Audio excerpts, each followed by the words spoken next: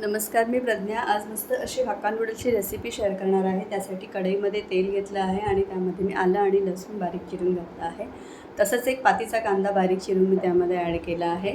आता मी हे परतून झाल्यावर यामध्ये शिमला मिरची आणि गाजराचे पातळ उभे काप घालणार आहे। हे मी अतिशय पातळ चिरून घेतले आहे, जेणेकरून त्याचा क्रंचीनेस नूडल्समध्ये छान लागतो। आता त्यामध्ये मी कोबी पातळ उभे काप करून घालणार आहे आणि या भाज्या जास्त शिजवायच्या नाही आहेत, फक्त परतून घ्यायच्या आहेत। आता ह्यामध्ये मी रेड चिली सॉस घालणार आहे आणि तसंच थोडासा सोया सॉस आणि काळी मिरी पावडर घालणार आहे। हे सगळं मिक्स करून झाल्यावर मी यामध्ये शिजवलेल्या नूडल्स ॲड करणार आहे। नूडल्स शिजवताना त्या फार जास्त शिजणार नाही याची काळजी घ्यायची आहे, नाहीतर नूडल्स चिकट होतील। आणि आता ह्यामध्ये मी शिजवलेले नूडल्स ॲड करते आहे आणि वरून मी हक्का नूडल्स मसाला देखील ॲड केला आहे आणि हे छान मिक्स करून घेतलं आहे। नूडल्स खाण्यासाठी तयार आहेत। रेसिपी आवडली तर चॅनलला लाईक करा, शेअर करा, सबस्क्राईब करा। थँक्यू।